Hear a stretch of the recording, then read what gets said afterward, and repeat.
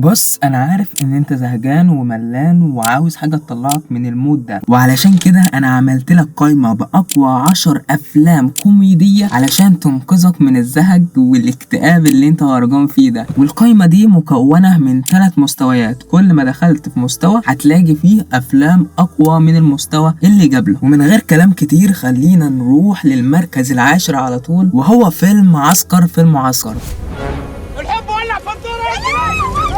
من بطولة الفنان الجميل محمد هنيدي والحبيب حسن حسني وماجد الكدواني. وفكرة الفيلم بتحكي عن محمد هنيدي وماجد الكدواني اللي بيبقوا أصحاب، لكن في حاجة بتقلب الموضوع رأسا على عقب لما ماجد الكدواني بيكتشف إن أبو محمد هنيدي هو اللي قتل أبوه من 20 سنة. فمن هنا بيتفرجوا الأصحاب وبنخوض مغامرة في إن ماجد الكدواني بيحاول قتل محمد هنيدي. ولكن بعيدا عن القتل والحاجات الكتير ده، الفيلم كوميدي بحت وهتشوف فيه حاجات جميلة جدا. ولو انت شايف ان الفيلم ده يستحق مركز اعلى من كده، استنى لما تشوف الفيلم اللي حطيته فوقه، وهو فيلم عسل اسود.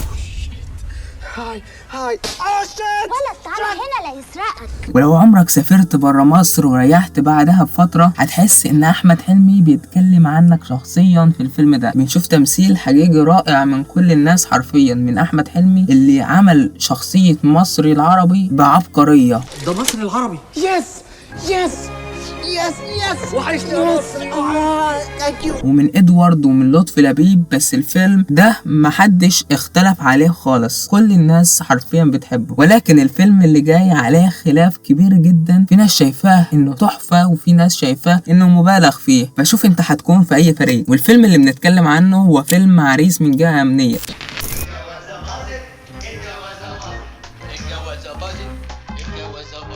من بطولة الزعيم عادل إمام وشريف منير وحالة شيحة. والفيلم ده هو اللي ينفع في جو الأجازات والصيف والملل اللي احنا فيه ده. وطبعا مش هتكلم عن تمثيل الزعيم ودور شريف منير، كان طبعا عبقري. والعمل ده نزل سنة 2004، وده اللي ينقلنا إلى الفيلم رقم 7، وهو فيلم الباشا تلميذ. لا انا ما اسمحلكش. لا من فضلك. في يا استاذ احنا صعايده. لا يعني ايه ست تصرف على رأيك؟ والفيلم بيحكي عن ضابط بيرجع تاني للكلية عشان يقدر يكشف تجار المخدرات اللي موجودين فيها. وبتتوالى الأحداث، وكريم عبد العزيز وحسن حسني عاملين ثنائي مستحيل تزهق منه. الفيلم ده من أكتر الأفلام اللي هيحسسك بنوستالجيا جميلة. والفيلم ده برضو نزل سنة 2004 في نفس سنة فيلم عريس من جهة أمنية. وده اللي بينقلنا للمركز السادس، وهو فيلم كده رضا. ايه ده؟ ايه؟ انت بقيت 3 ولا ايه؟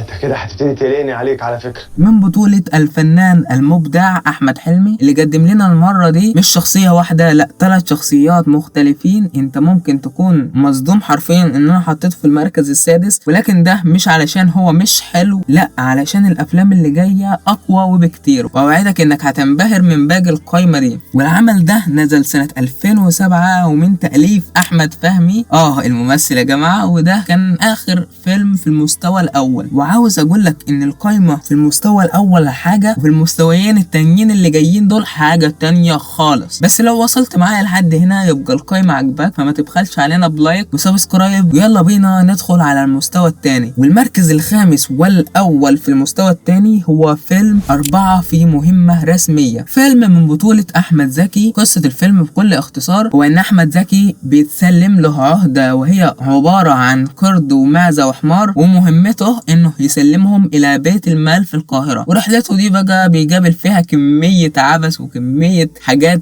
غريبة، وان هو اصلا مش عارف يوصل العهدة اللي معاه الى بيت المال. وبس عمري ما هقدر انسى المشهد اللي احمد زكي وهو ماشي في قلب الشارع بالمعزة والقرد والحمار، والناس بتبص عليه بص قمة الجمدان.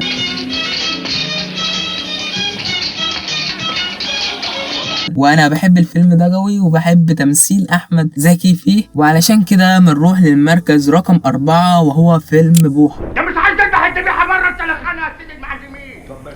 انت بتتحشرني ولا ايه؟ يلا اسكت بقى. تسلم ايدك يا سيدي المعلمين.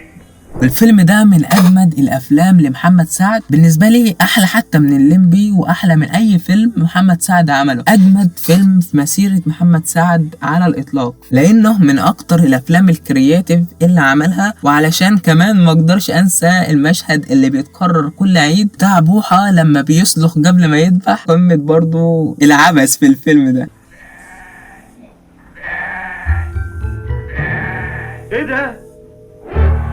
صدق سلخت قبل ما اذبح. ده غير الكيمياء الرهيبة اللي ما بينه وما بين حسن حسني. لو تلاحظوا ان حسن حسني موجود في معظم الافلام اللي احنا هنتكلم عليها واتكلمنا عليها، فبصراحة الله يرحمه ويغفر له كان راجل عبقري. والعمل ده نزل سنة 2005 واللي بينقلنا الى المركز الثالث، وهو فيلم لازم يكون موجود في كل قائمة من قوائم الافلام الكوميدية، وهو فيلم صعيدي في الجامعة الامريكية. يا علي ده انا قلت لك حريم لا، حريم لا. اسمع كلامي يا علي، ما تأمنش الحرمة في الدنيا دي كلها غير امك، ولو ابوك طلقها ما تأمنلهاش يا علي. الفيلم التاني في القائمة بتاعتنا لمحمد هنيدي بعد فيلم عسكر في المعسكر. الفيلم ده برضو من اكتر الافلام اللي بحبها لهنيدي، وانا مش هكرر كلام اتقال في فيديوهات قبل كده، بس انت اكيد بتحب الفيلم ده، ولو ما سمحتوش فانت يا صاحبي فايتك كتير جدا جدا جدا. وده اخر فيلم في المستوى التاني، علشان كده هنروح للمستوى الاخطر، وهو المستوى الثالث، مستوى نخبة النخب، واللي بيحتل المركز الثاني هو فيلم الشقة من حق الزوجة.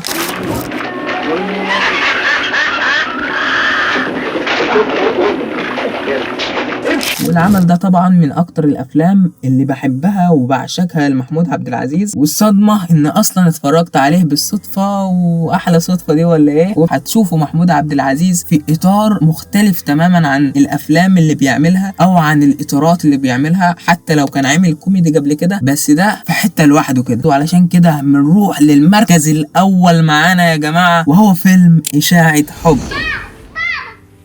بابا مين يا ولد؟ بابا انت يا حبيبي. اللي خد المركز الاول عن جدارة. انا عمر ما فيلم ضحكني لدرجة ان نفسي ينقطع من كتر الضحك، يعني انت فاهمني، اول مرة تحصل معايا، وبصراحة تجربة فريدة من نوعها. وبلا شك كل ما ابقى زعلان وملان بروح اتفرج على الفيلم ده. هو فيه مشاهد كتير عبقرية، بس من اكتر المشاهد اللي بحبها في الفيلم ده هو لما شخصية محروس، واللي عملها الفنان عبد المنعم ابراهيم، كانت شخصية بتعرف تجلد الاصوات، وبيجلد صوت عمه يوسف وهبي علشان يداري عليه مشاويره الخاصة من مراته. ففي نفس اللحظة اللي هو بيكلم مرات عمه بيخش البيت وبيلاقي مراته بتكلمه. يعني بص، المشهد عالمي. ايوه بهيجة، تاخد العربية دلوقتي وتروح المحطة عشان تجيب سميحة. بسم الله الرحمن الرحيم. انا عبد القادر ده يا تاخد اجرك. مين؟ خالي؟ انت طبيت؟